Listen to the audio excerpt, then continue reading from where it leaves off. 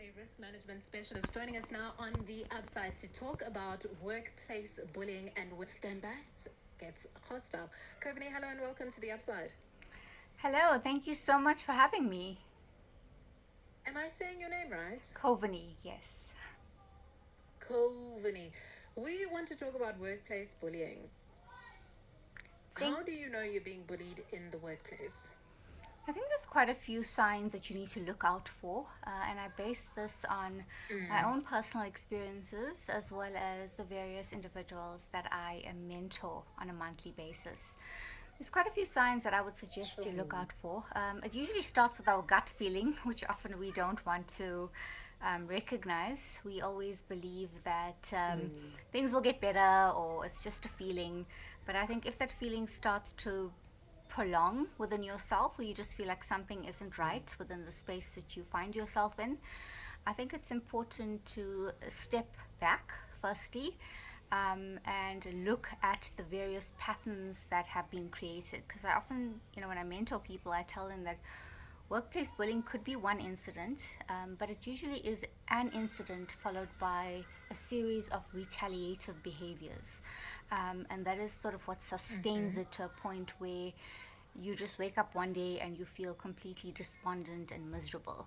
So it is important for you when you're starting to feel like something isn't right, or suddenly you're being treated differently, or whatever the case may be, you're being sidelined, you're being excluded from meetings, etc., that you start to create your own audit trail, that you start documenting everything, and then of course consult a mentor, a coach, and also a labor lawyer, which I think is very very important. And a lot of women in particular in corporate spaces tend to overlook this. The first thing they do is go to Mm, HR and pour their heart out and cry mm, their eyes out. And yeah, my suggestion is always to consult a labor lawyer first before doing anything else. mm.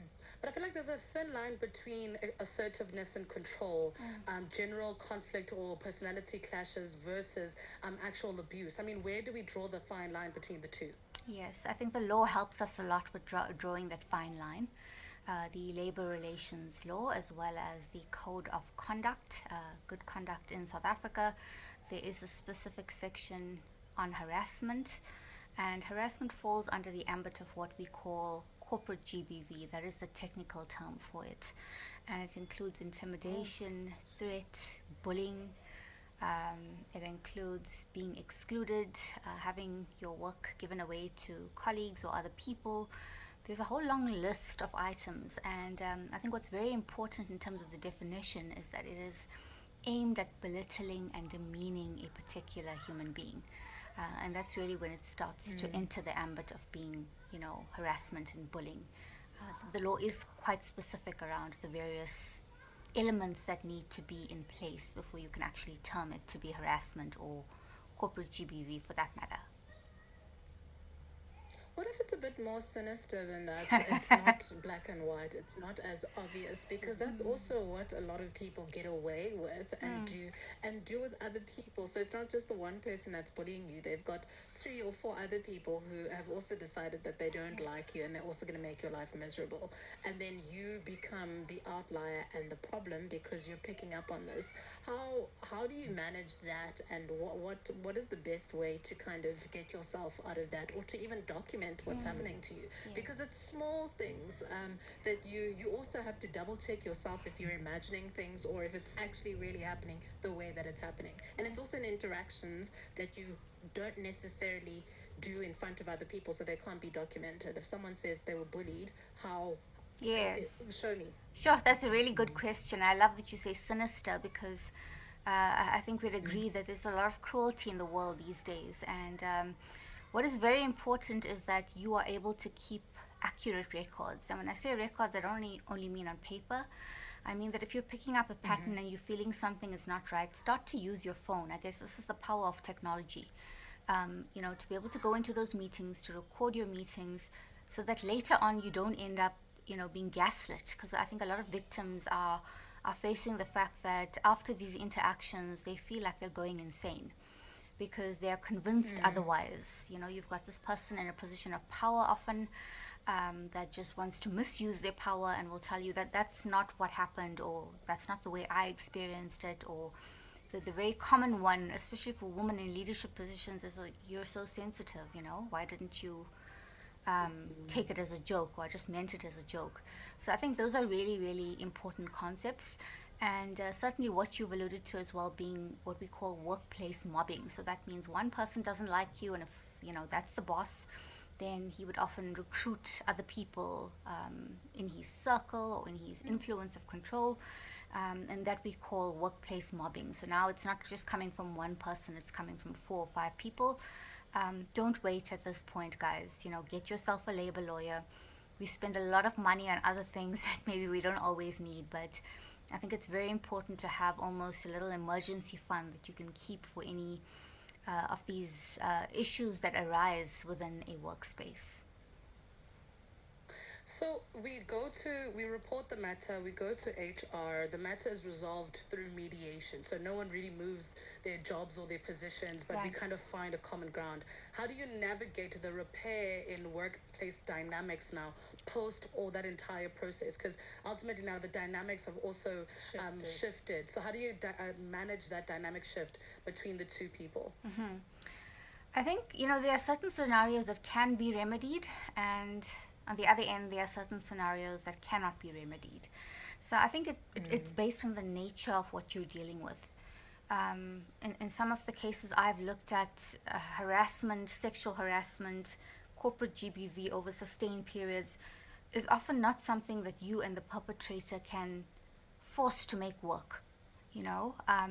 Legally it doesn't make sense. The trust relationship has been depleted. So in that point, you would then want to consider, how can I find myself a role within the company outside of this particular individual. So I think that's very important. And the other thing is sometimes you get into a situation where, the employer wants to repair something but really doesn't want to repair, just wants to make the risk go away. And after that, you could be faced with a series of retaliative behaviors, and now you're seeing, you're not getting the same increase as everyone else, you're getting passed over for promotions. And I think it's very important that if you have a situation where there is mediation, where there is a remedy, where, there's an action plan implemented, that also you're on alert just to watch to see that there isn't any retaliation that's coming through. Now we deal in a world of emails and on Teams calls, so the world of digital also opens up its own form of risk when it comes to allowing people to sort of perpetrate and do things silently. For sure. Kovini Moodley is our risk management specialist, joining us on the line, chatting all things workplace bullying. Kovini, how do people get in touch with you if they'd like some advice or just to chat about their situation? Thank you so much. So I'm actually offering mentor sessions. You can find me on Instagram. It's at Kovini Moodley, and on LinkedIn at Kovini Moodley. I'm not a legal expert, but I have studied and researched the topic, especially within my Sure. community, Boss Babes of South Africa. So I can definitely guide you in terms of what are the steps that you need to take. And I think the last No parting way. advice is just don't wait too long. Don't wait till it's too late. Shout out to you and Boss Babes Africa. I did know that too, chatting to you. Very cool platform. Thank you so much for joining us on the upside. Thank you so much. Kovini Moodley, wrapping up our chat this afternoon. It's half past. Hello, it's the producer here. I just wanted to personally thank you Thank so, you so so much for much. I'm making so some time. sorry I couldn't come in person, but I really appreciate it. No worries, no worries. We really appreciate it as well. Hey, please stay warm, stay indoors, be safe out I there. will do so. Thank you so much, ma'am.